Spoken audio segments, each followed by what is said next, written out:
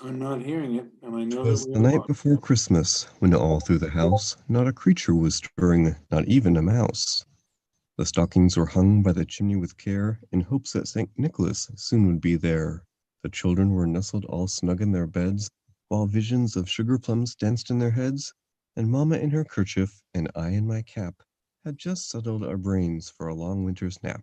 When out on the lawn there arose such a clatter, I sprang from my bed to see what was the matter.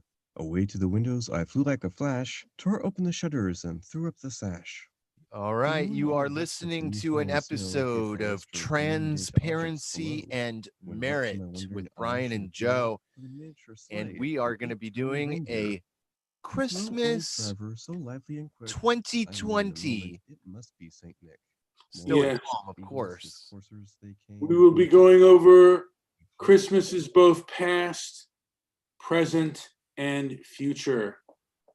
The ghosts of three of them will be visiting us today. Our Ebenezer Scrooge style of life. And we are just going to, say what's going to happen. I mean, last Christmas, certainly did not have this pandemic. We did not have an election. We really had none of it. And now, I mean, this has been a Christmas that has changed our lives more than anything. For the good or for the better. And I cannot remember a Christmas where we as Americans, and maybe not only we as Americans, but perhaps the world has been so divided.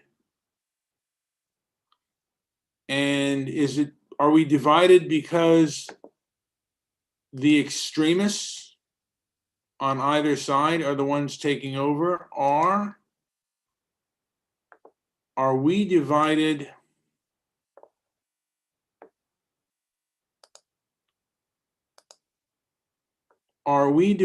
because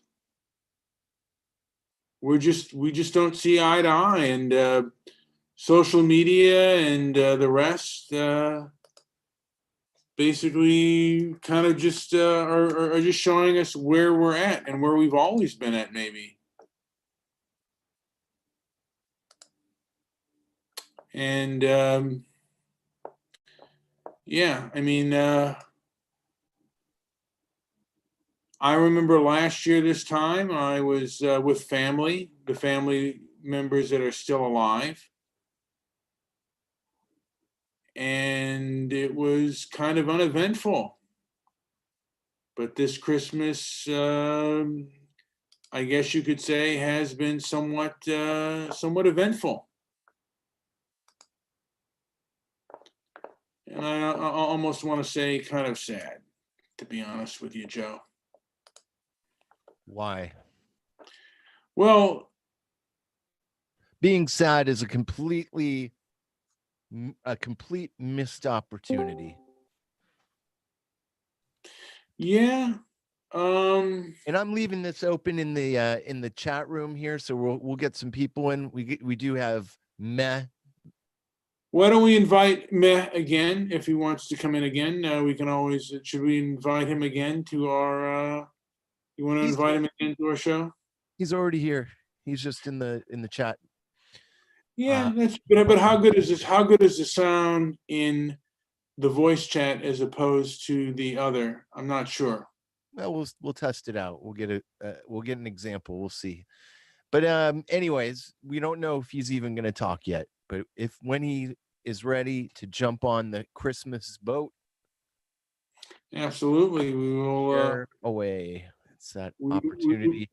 Now, yeah. You were getting to you're upset, you're mad, you're angry, and these are emotions that these are wasted opportunities to share some insights with people. And do you want to drag people down with you, or are you? What's your point? Well, let's see. What Well, what are you trying to share here? I guess I'm conveying my, my emotions, which are involuntary. I mean, they come over me, and I'm here just to analyze how I feel, and whether my feelings are founded or not, whether they are real or not, my fears, my hopes, and my fears. And today I'm gonna go, just to my hopes, or just my hopes, and then we can later on, I guess, talk about some of our fears for what's going to happen next year, what will be happening in Christmas 2021, what the world could bring us. I mean, I couldn't have imagined something like this, a pandemic like this, where we would have to wear a mask everywhere we go, and a lot of the things that most Americans enjoy doing, like going to the movies, going to the ballparks, going to a concert, would all be able not to happen. The human to human contact is not happening because, like I said, there is there is a contagious disease out there, or the belief of a contagious disease that is highly infectious and highly and can be highly dangerous to a lot of people. And it's affected all of our lives. Now, there are people that don't believe how contagious this disease is, or they don't believe that even if it's contagious, how deadly it is to the majority of Americans and how we've handled it. But for me, my hope is that 2021 will be a more enlightened year than 2020, because I'm going to be honest with you, this is about the most myopic year I could remember, and I've never seen so much get shut down so quickly without conversation and without. I mean, we really had a whole George Floyd effect, which really, like in overnight, some of the YouTube channels that I really enjoyed got cut down, and cancel culture went. It seemed like it went into overdrive. I could be wrong about that, but the cancel culture crowd really came out in force in 2020. It started to make real strong. I mean, there were a couple of events that happened years, like 2 years before that. There was a whole Charlottesville event that started, with, that really ranked up cancel culture. I think 2015,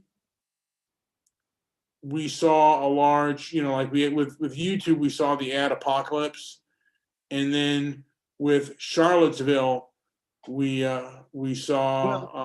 you know what?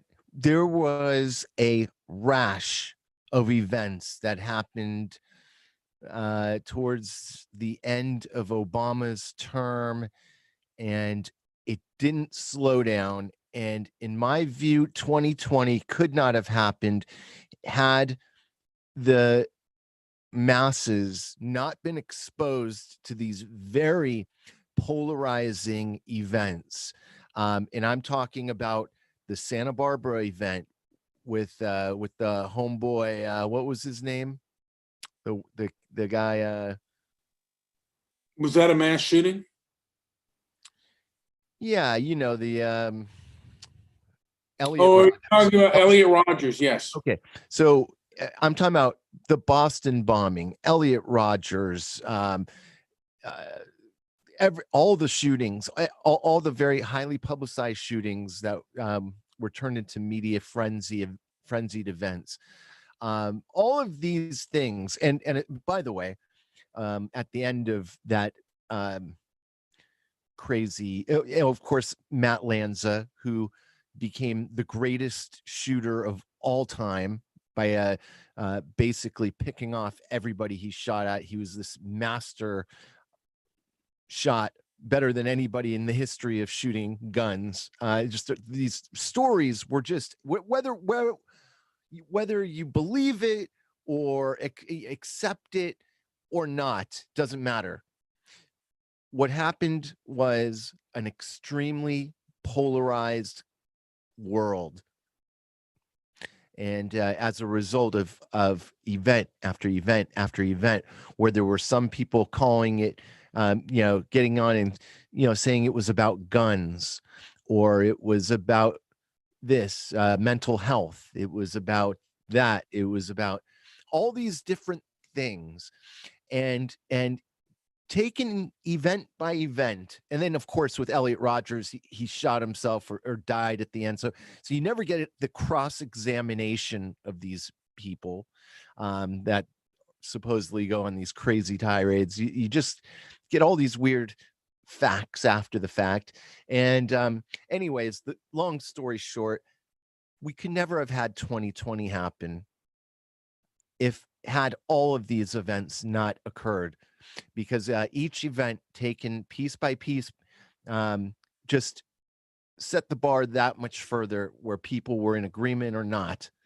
And so now we get to this 2020 thing, and this, in my view, completely bogus event has everybody that lived through all of these other crazy events, has everybody at odds.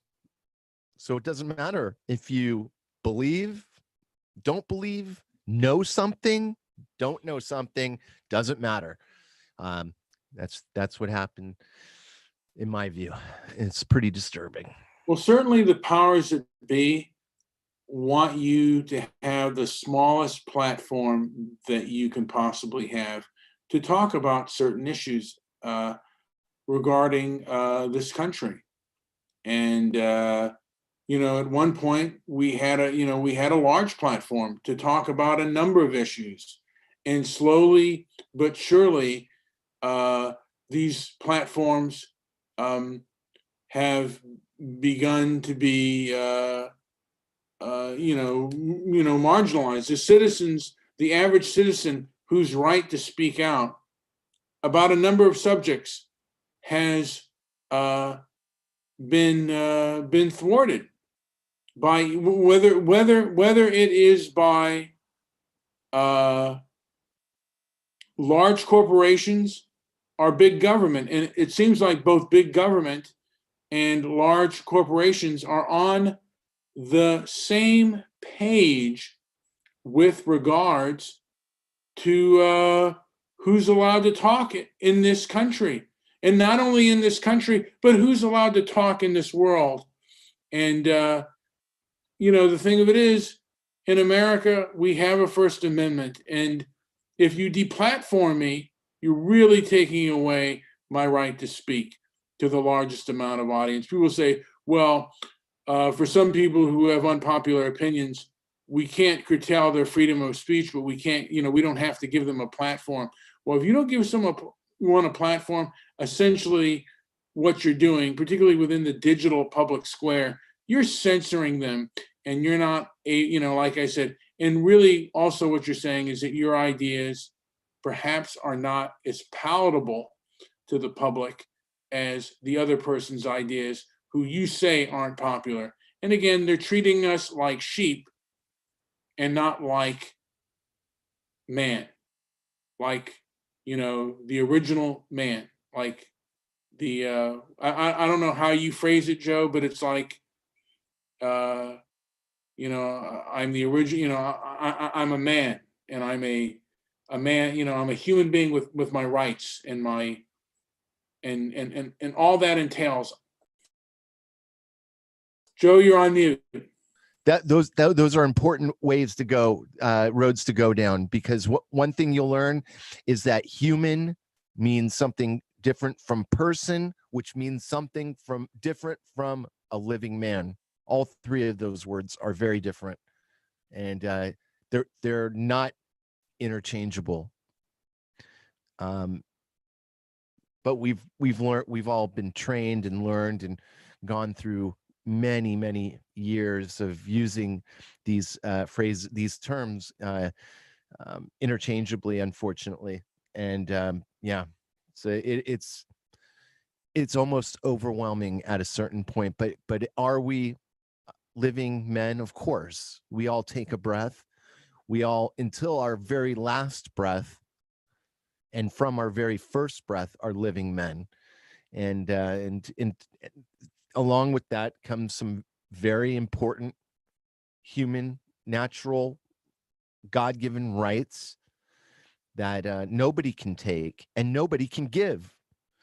We just have them, and people need to wake up to these ideas and use their abilities, because we all have the ability. We all have, in my view, there's another rabbit hole for people, but we're all, I'll just say, we're all born of a divine spark. Don't matter what color, creed, whatever. We are all born from a divine spark. It's the moment of fertilization, and we are all yeah, I mean, we all, oh, and we all have a right to we have the freedom to choose. We have the freedom to think, and we can do that. Some people may argue that point. I don't know how and why, but I think it's been beaten out of us that every person has a massive significance. But anyways, we're going down the Christmas road. I thought it'd be nice and cheery. Well, no, but this is about, Yeah. you know, yeah, it is about, to a degree, it is about Christmas, and you know, Christmas start, you know, like, and afterwards the new year starts again, and we are thinking and logical human beings. You know, nature, our God, has given us a mind to think and to decipher information, and this new technology, this digital public square, has given us the grounds to debate and discuss, and that's almost like it's being taken away from us to a degree, and we want to take it back. Human beings have the right to, you know, we are, you know, you know, for the most part, we are rational thinking human beings.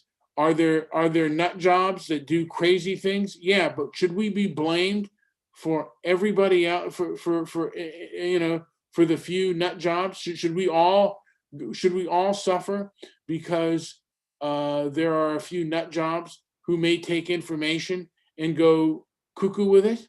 It doesn't make any sense to me. I'll tell you something that really upset me beyond all words today. And you know, and I'll because of what you said at the beginning, it did make me remember this, and it was awful. And I went to visit my parents this morning, and I saw an old neighbor, and this is a woman that I have said hello and given a hug to thousands of times in the course of my life. So when I saw her, it was a natural instinct to move to her to give her a hug. And we both just looked at each other and we stopped. And I'm like, yeah, God damn, I really don't like the COVID thing. It really pisses me off. And I'll be honest, on my way home after leaving, it hit me. I was thinking about that moment, and I literally teared up. I cried a little bit because it was so, it was traumatizing for that moment, just to, it's just a little hug, but it was very annoying to just not be able to do that because of this nonsense. Now, Meh, do you have anything to add as far as this conversation is going? Meh. Yeah, I think that there is a lot that comes to that just comes into the internet age. Since I'm younger guy, it comes into the terms of how we are within this digital medium, this box, this cube that we're in, that many of the young people are very housed and isolated already. So we've already been programmed to be isolated and to forego to that authority. So most of the people who are really young don't really have much of an quote unquote of an option, at least in a programming type of sense, to really understand and to not accept these things that are happening within the reality that is set forth for us. So um so that's why most of the people who are younger are now just being online a lot more than they will, and not getting with people in real life, not actually having physical contact, which causes a whole host of other problems and stuff. Increased levels uh, of depression and suicide as well is also, of course, increasing, not just because of that, but also because of, um, I'm not blaming the internet, I'm just blaming lack of physical, touch and stuff like that, and physical interactions, which is indicative of, of the internet usage. So it takes away even more so of the physical aspect. Okay, the internet was like a good chunk taking away that physical aspect. Then you have the COVID-19 taking away even more of that physical aspect and isolating people. And isolation, there's been a couple hundred isolation studies that have been done on, well, psychopaths, and isolated, very isolated type of prisons for 23 hours, 22 hours. That's why there's the 23-hour thing, because even for psychopaths, they need at least 1 hour of socialization with other people, or else they will literally just die.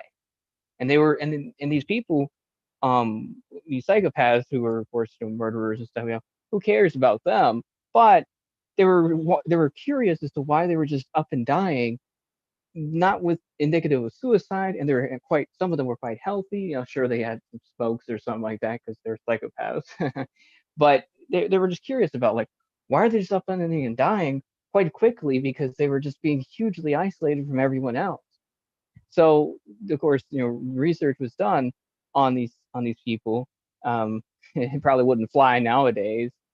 Got to be a little bit psychopathic in order to study psychopaths, I guess. But um, and what the research found was that there was that humans need, literally, even psychopaths need at least 1 hour of socialization in real life, or else you will start to degrade physically. And this isn't indicative of, like, you sitting there for 12 hours a day rotting or something. This is like some emotional or ethereal type of energy that other humans have that you don't have, and you need, And or else you will die.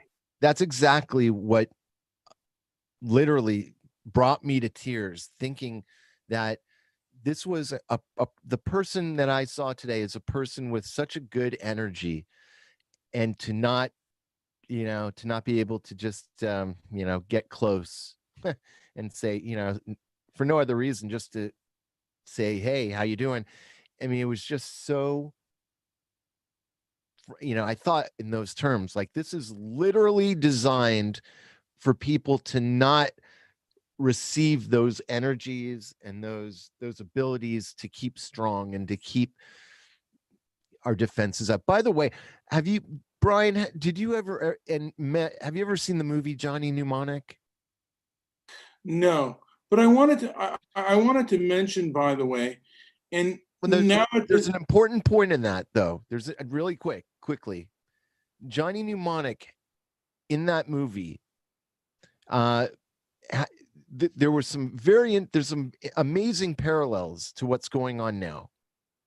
And in that movie, he appears in a world where everybody is wearing a mask. And he asks the person in charge, what's going on here? Why is everybody wearing masks?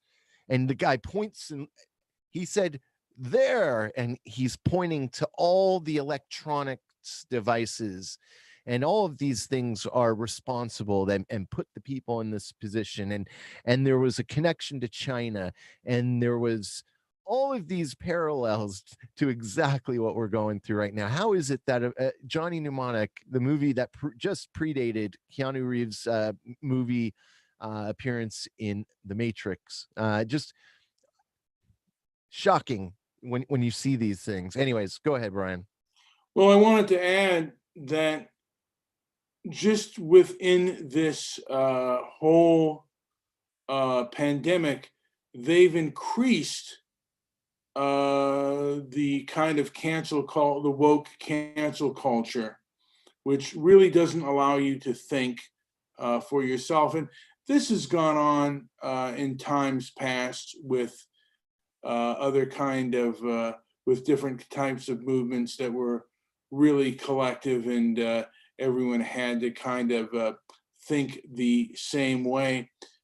But someone, I think it was Stefan Molyneux, who said that cancel culture is just a dress rehearsal for mass murder. Because, of course, if they can financially blacklist you and keep you out of society, well, then killing you, and if they can control the means of the media, well, the legacy media won't, televise your murder or your death, and the internet will censor it.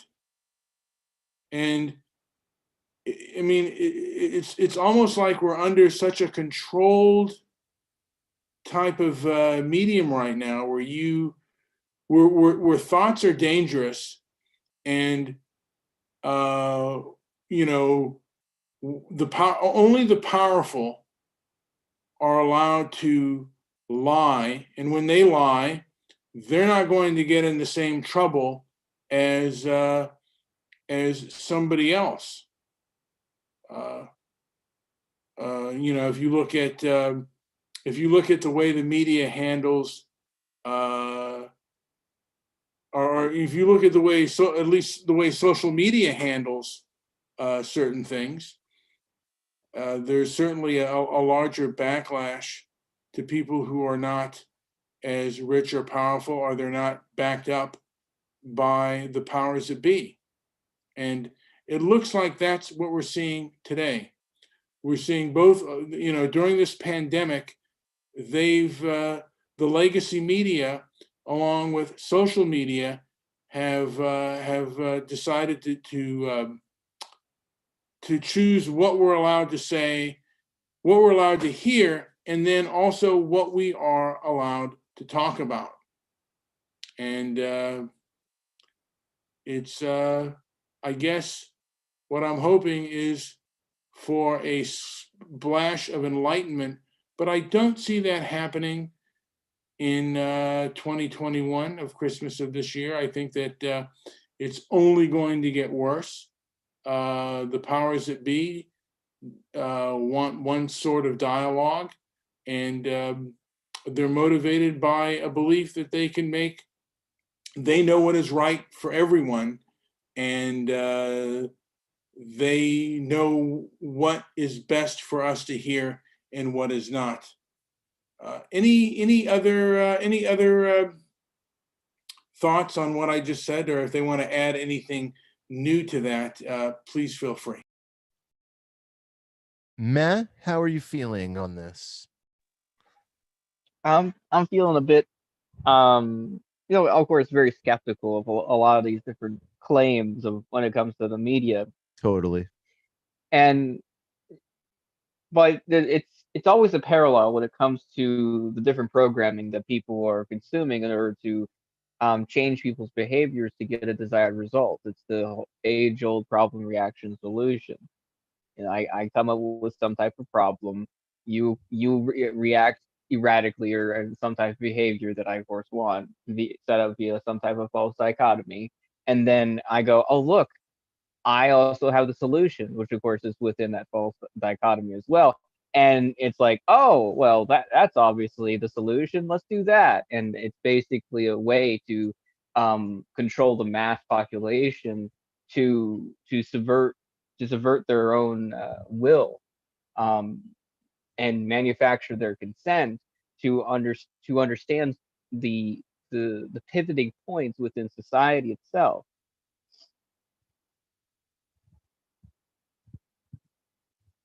Brian, where are you at?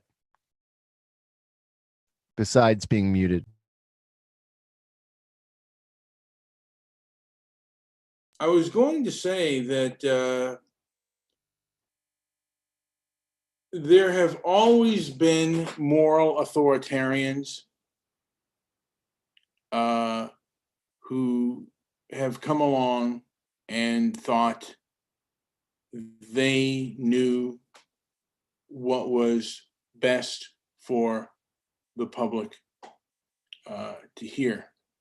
I mean, before the internet, we had the FCC, who, and there were a lot of moral authoritarians who usually it was what was offensive to Christians.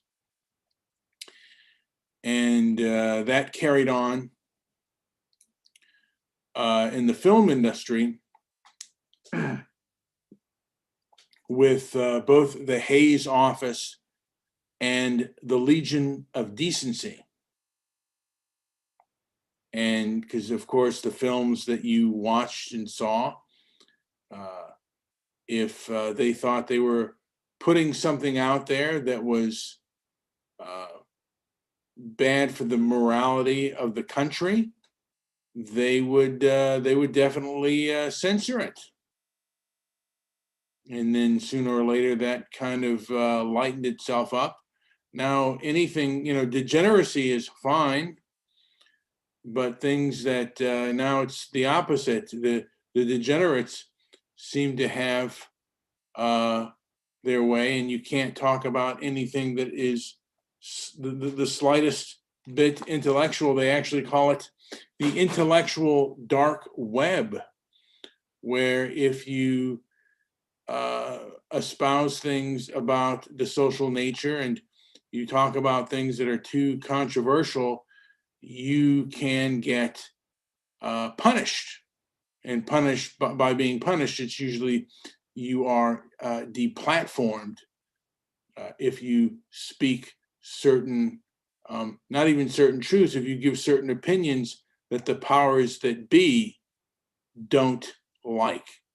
And that has been the way it's been since, since the founding of our nation. And, since we've entered into the civilized world. I mean, there were plays that you couldn't put on. And then when cinema came about, there were certain movies you couldn't make and certain subject matters you couldn't discuss. And now the moral authoritarians, it's about hate speech and what is hate speech and what is what is allowed with the public. What is the public allowed to hear? And that is the way it is today, and it's gotten worse in 2020. The internet age, the information age, has really turned into the censorship age. And the thing is, cancel culture started on the internet. It became popular on the internet, but if you try to fight against it, the internet will shut you down. So Well, at the risk of, I don't want to say too much due to censorship, but the situation we're facing right now is a major one. Darren just mentioned Monsanto picked ahead of agriculture. Our food is a major concern. It is designed, in my view, to weaken us. And there are, not that there aren't good options, they're just very difficult to find. And genetic modification of foods and our produce, it's very dangerous. And a lot of people think that what could be mandated, that we get injected with something because of this virus that's magically not going away. It's just here forever, apparently. So we're supposed to take this thing. And did you know that there are 3 companies in competition for a for what will be distributed eventually? Brian, were you aware of that? Somewhat aware of that. So here's what the deal. There's 3 companies. One company, Moderno, is the one that's basically got. I think they've got their kind of the number one, and then there's 2 other companies that are basically working with the same elements and ingredients. They're just approaching it from different scientific methodologies. And what's interesting is that some people have claimed that if you have 3 companies that are making basically the same thing, just with different formulations, you could start to look at where in the world these companies will eventually be distributing these things. And it goes down the rabbit hole and stuff, but just even looking at Moderna, the name itself is telling you what they are about to do. Mode in Moderno, the mode, right, to mod something is to change. RNA, the RNA, right? So if they're really out to change our RNA or the DNAs of our body, and how these are scary things. And we're being told that, hey, it's okay, go get it. In fact, we're being urged. And it's just I hope enough people are at least using their adult minds to observe and critically look at these things. And what harm, these companies that make vaccines, companies that make, they are not, by law, they do not have to reveal their entire list of ingredients. And that's crazy to me. So if I go in and ask, okay, give me that shot, but can you at least tell me everything that's in it so I know what's going in? And if that's not obviously going to be done, so it's so sketchy and weird. But we go down this road, and hopefully enough people are out there at least talking about it before. Who knows what could happen? Will the internet be here for us forever? Who knows? Will we always be allowed to speak in this platform? I don't know. I can't base the rest of my life knowing we're going to have the internet next week. I don't know. I like it. I love it that it's here, but I can't rely on it in that sort of steadfast way. So there's a lot of things to kind of just be aware of. I don't think I have time to get upset anymore. I just have time to try to talk about these things and learn. I feel like so uneducated that I'm constantly looking at for new sources and new platforms and who's where, and I don't know. I'm caught up in all that sort of thing. So that was my little. Well, it's certainly hard to decipher and how we got here, and not only how we got here, but where do we go, how we got here, and where do we go from here? Where does a thinking human being go from here? What's the best playbook that we have right now? And it's kind of scary out there when people make propaganda that is being pushed and you're not able to question that propaganda, at least effectively. This is something that all free thinking people should really concern themselves with. Joe, Matt has just left. Joe, do you have anything to add before we call this show? And Nick is here. The champ is here. Welcome, Nick. Darren, Well, thank you for coming in. I urged Darren to call in, but he didn't want to do it. He was scared and he didn't want to do it. I'm just kidding. He wasn't scared. We need subscribers. So if you're checking us out, subscribe. If you listen to us in the future and you don't like it, then dump it. But yeah. that would really help. So thank you. Like if you have anything else, yeah. My thing is like and subscribe and leave a comment down below. Hey, if you press the dislike button, kind of like to hear what you dislike and why you disliked it. So far, this one's got a bunch of thumbs up. So thank you for that. And we have a website. The Organization of Transparency and Merit is a California recognized nonprofit organization.